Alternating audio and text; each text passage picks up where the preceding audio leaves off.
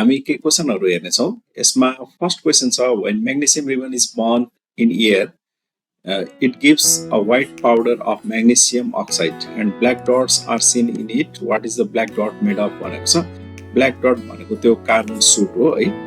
त्यसपछि second question छ, what concentration method is best suited for hydrophobic or hydrophilic pores भन्छ।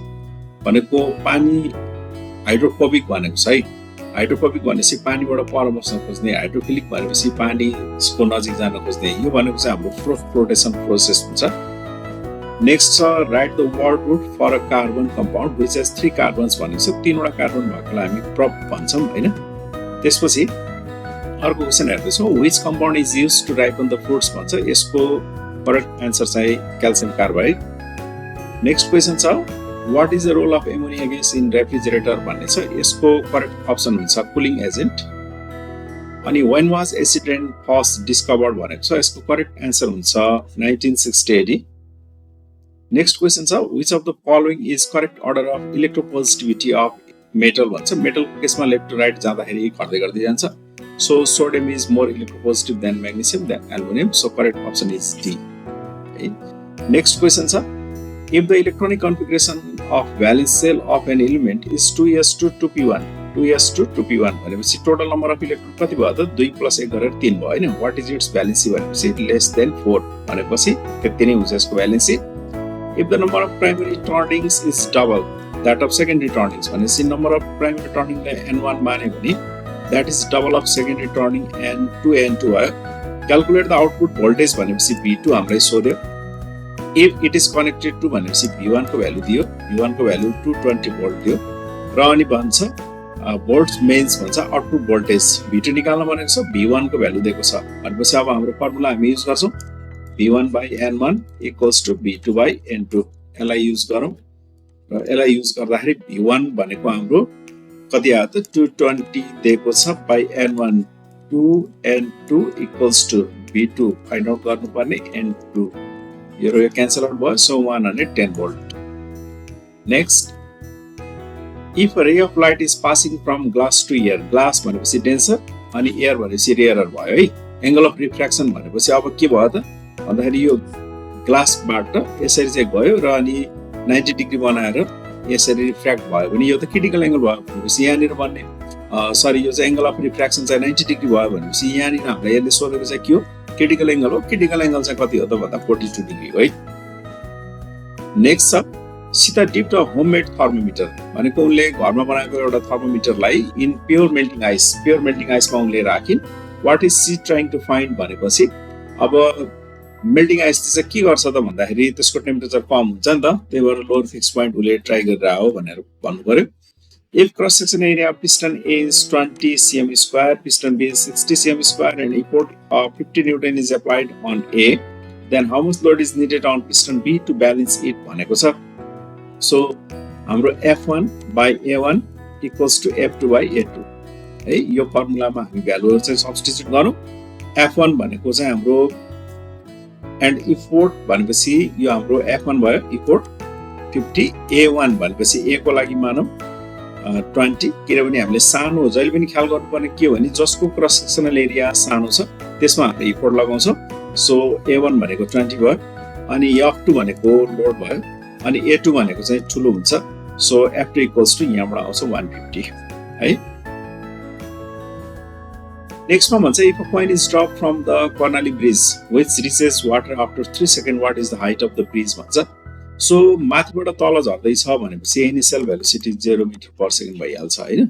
त्यसपछि अब हामीले निकाल्नु पर्यो के h = ut + half gt² गर्छौं हैन। सो u भनेको चाहिँ हाम्रो 0 भइहाल्यो, यो पुरै टर्म 0 भयो, यसमा के गर्ने परेन 1/2 g भनेको अब एप्रोक्सिमेटली हामीले 10 राख्दा पनि अथवा 9.81 राख्दा पनि भयो अनि t² भनेको 3 को स्क्वायर छ है, 3 को स्क्वायर। सो यसले हामीलाई दिन्छ 9 * 4.9 भनेको 9 9 जा 81 36 44.1 है। सेकेन्ड अर्को क्वेशन छ, if the distance between two object is reduced to half, दुईटा अब्जेक्टको डिस्टेन्स जस्तै यो दुईटा अब्जेक्ट छ यसको डिस्टेन्स चाहिँ पहिला d छ हैन अथवा r छ त्यस पछाडि गएर अब यो m1 m2 भयो। त्यसपछि भन्छ अब यसको डिस्टेन्स हाफ गर्ने भन्छ। यति बेला पहिला फोर्स के हुन्छ त्यो हेरौँ है। F1 = g m1 m2 upon d square गर्छौँ हैन। अब सेकेन्ड कन्डिसनमा चाहिँ के भनेको छ भने किपिङ द मासेस कन्स्ट्यान्ट भनेपछि g कन्स्ट्यान्ट नै भयो, मासेस पनि कन्स्ट्यान्ट नै भयो, तर डिस्टेन्स चाहिँ हाफ गर्ने भनेको छ है। डिस्टेन्स हाफ गर्ने भनेपछि d/2 को होल स्क्वायर भयो। अब यो रेसिप्रोकल भएर के हुन्छ त 4 माथि जान्छ अनि g m1 m2 upon d square भएर आउँछ नि त। So 4 times the original force भयो है। सो यहाँ कहाँनिर छ 4 times the original value. Now 15 मा भन्छ which medicinal chemical is present in turmeric भन्छ। यो डी को अप्सन करेक्ट हो यसको। नेक्स्ट क्वेशन छ heart is made up of tissue भनेको छ। यसमा कार्डियक टिस्यु हुन्छ। त्यसपछि गएर what is the blood group of person if A and B antigen are present and D antigen is absent. A र बी प्रेजेन्ट छ भनेपछि एबी भइहाल्यो हैन। अनि डी एन्टिजेन एब्सेन्ट भनेपछि नेगेटिभ भयो के। So AB negative. Next question छ how many somatic chromosomes are present in human sale भन्छ। सोमेटिक भनेपछि हाम्रो सबै गरेर 46 हो हैन। त्यसमा अनि सोमेटिक भनेको चाहिँ हाम्रो कति भयो 22 पेयर्स 44 वटा हुन्छ। नेक्स्ट छ which cell division helps in sexual reproduction, correction of chromosome disorder and organic evolution भनेको छ। यो चाहिँ हाम्रो meiosis भइहाल्यो। नेक्स्ट छ Ganga is different from our twins which process brought these differences भनेको छ। गंगा चाहिँ आफ्नो ट्विन्स हैन जुम्ले सन्तानबाट अलिकति फरक छिन्। which process brought these differences भन्छ। यो चाहिँ भेरिएसन प्रोसेसले गर्दाखेरि यस्तो हुन्छ। which of the following is a multicellular and heterotrophic organism with a cell wall भनेको छ। यसको correct option fungi. Next class has 2 chambered heart भन्छ। यसमा चाहिँ हाम्रो पीसेस भइहाल्यो। नेक्स्ट छ यसमा what is the distinguishing feature of tracheophyte भन्छ। ट्र्याकियोफाइटमा हाम्रो यो कन्डक्टिङ टिस्युजहरु हुन्छ that is called xylem and phloem. In which class does a pigeon लाई भनेको छ। यो चाहिँ एप्स भइहाल्यो। Next how many types of honey bees are there on the base of work division भन्छ। यो थर्ड भइहाल्यो। 3 वटा भइहाल्यो। Which fundamental units of the following represent the proper relation per Newton भन्छ। न्यूटन भनेको के को एसआई युनिट हो फोर्स को हैन। फोर्स भनेपछि कसरी निकाल्छौं यम भन्ने फर्मुला युज गरेर निकाल्छौं। यम भनेको मास, मास भनेको चाहिँ के हो त अब यो फन्डामेन्टल क्वान्टिटी भइहाल्यो। त्यसपछि एक्सेलरेसन भनेको मिटर पर सेकेन्डमा जान्छ। अब मास भनेको केजी अनि यो ए भनेको मिटर पर सेकेन्ड स्क्वायरमा जाने भयो। यो गर्दाखेरि चाहिँ हाम्रो के आयो त सबै चाहिँ हाम्रो फन्डामेन्टल युनिटहरु यहाँ इन्भल्भ भएको छ नि त। So kg metre per second square है। यसरी चाहिँ चेक गर्ने।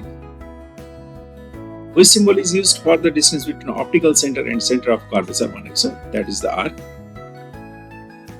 Next, what is the weight of a body having mass of 100 kg on the moon भनेको छ। मुनमा हाम्रो approximately 1.67 meter per second square small g को भ्यालु हुन्छ हैन। अनि त्यसपछि वेट भनेको चाहिँ के हो त mg हो नि त। m भनेको 100 into अनि 1.67 गर्दाखेरि 167 न्यूटन हुन्छ है। सो यसरी सल्भ गर्ने। 29 मा छ which suffix is present in the name of hydrocarbons with general formula CnH2n भनेको छ। अब CnH2n भनेको म एउटा सिम्पल आइडिया सिकाउँछु है। जस्तै यो अल्किन अल्काइन के हो भन्ने थाहा भएन भने नि कार्बन नम्बर 2 राखेर हेरौँ है। कार्बन नम्बर 2 राखेर हेर्यो भने नि n को भ्यालु 2 राख्यो भने C2H2 * 2 गरेर 4 भयो C2H4 ठीक छ। अब C2H4 भनेपछि कार्बन र कार्बन दुईटा भयो। 4 वटा बन्ड बनाउनु पर्यो है। यसरी 4 वटा बन्ड बनाउने। 4 वटा बन्ड बनाउँदाखेरि त अब यहाँ पुगेन। हाइड्रोजन त जम्मा 4 वटा छ। यहाँ हाइड्रोजन, यहाँ हाइड्रोजन, यहाँ हाइड्रोजन, यहाँ हाइड्रोजन। बाकी यो दुईटा बन्ड चाहिँ के भयो त कोल्याप्स हुनुभयो के त शेयरिङ हुनुभयो र यहाँ चाहिँ डबल बन्ड बन्छ। त्यही भएर यो दुईटा बन्ड चाहिँ रिमुभ हुने भयो। यसरी डबल बन्डेड कार्बन एटम रहेछ नि त। त्यसो यो चाहिँ के रहेछ भन्दाखेरि ENE रहेछ नि हैन। यसरी पनि चेक गर्न सकिन्छ है। If an object is thrown vertically upward, what will be the velocity of object when it gains maximum height भनेको छ। maximum height गेन भए बेलामा त्यति बेला त्यो अब्जेक्ट सर्टेन पिरियड को लागि चाहिँ के हुन्छ जस्ट स्टप हुन्छ at that time. That is the 0 metre per second है। यस्तै भिडियोको लागि चाहिँ हाम्रो च्यानललाई सब्स्क्राइब गर्नु होला। माइक्रोटेकमा आएर चाहिँ ब्रिज कोर्स र कम्प्युटर कोर्सको क्लासहरु चाहिँ लिनु होला र हामीलाई फलो गर्नु होला। हस्, थ्यांक यू।